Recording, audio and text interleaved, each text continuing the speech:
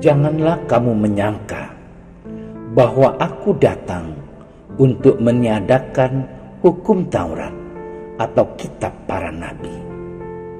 Aku datang bukan untuk meniadakannya, melainkan untuk menggenapinya.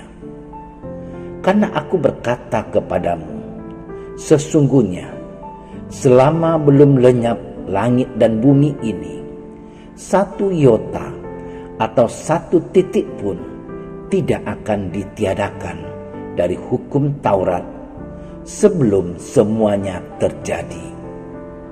Karena itu, siapa yang meniadakan salah satu perintah hukum Taurat, sekalipun yang paling kecil, dan mengajarkannya demikian kepada orang lain, ia akan menduduki tempat yang paling rendah di dalam kerajaan surga.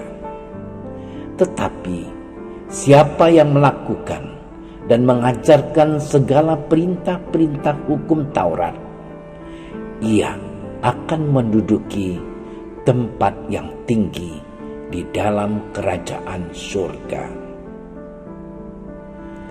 Demikianlah Injil Tuhan.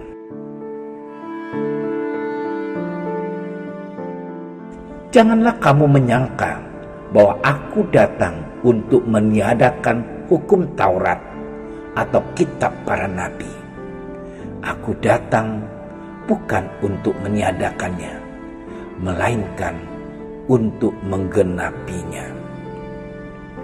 Saudara-saudariku yang terkasih, Yesus hadir tidak untuk meniadakan hukum, aturan, dan kebiasaan baik yang sudah ada, tetapi melengkapinya.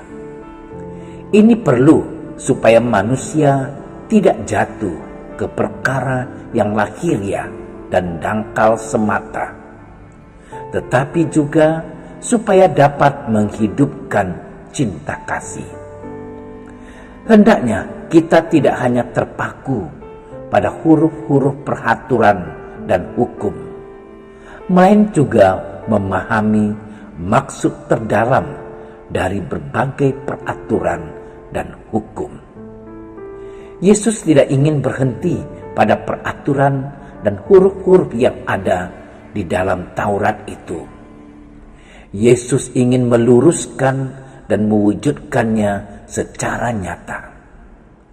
Namun dalam mewujudkannya, Yesus menghadapi penolakan dari orang-orang Yahudi. Saudara-saudariku yang terkasih, Yesus menggenapi hukum Taurat dengan hukum kasih. Hukum yang membebaskan manusia dari segala hal-hal yang membelenggu. Menghayati dan mengamalkan cinta kasih merupakan bentuk nyata dari ambil bagian dari hidup dan misi Yesus yang datang justru untuk menyempurnakan Taurat dan kitab para nabi. Orang yang melakukan suatu kejahatan tentu saja harus dihukum. Namun hukuman itu tidak boleh dimaksudkan untuk melakukan balas dendam, melainkan untuk memperbaiki pelaku kejahatan, agar kelak ia dapat berubah menjadi pelaku kebaikan.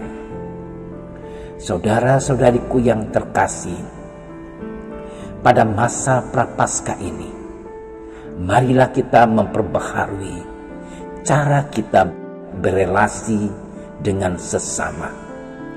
Relasi kita dengan sesama hendaknya tidak lagi berdasarkan pada semangat hukum semata, melainkan pada semangat kasih.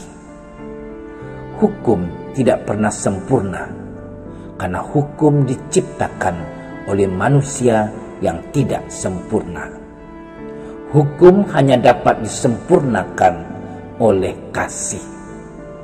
Penerapan hukum harus disertai dengan penerapan kasih.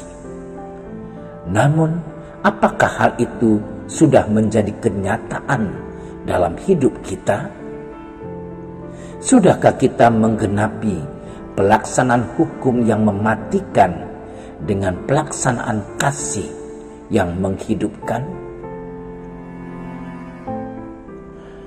Tuhan, Engkau menyadarkan kami bahwa hukum dan peraturan tidak boleh kehilangan roh cinta kasih. Curahkanlah rahmat-Mu agar hati kami terbuka bagi kasih sejati yang akan melengkapi hukum dan peraturan. Amin. Terima kasih sudah menyaksikan renungan hari ini. Jangan lupa like, subscribe, dan aktifkan tombol loncengnya agar Anda yang pertama mendapatkan notifikasi updatean renungan harian dari Komsos Keuskupan Padang. Dan bagikan ke sosial media agar saudara-saudara kita dapat mendengarkan dan merenungkan firman Tuhan.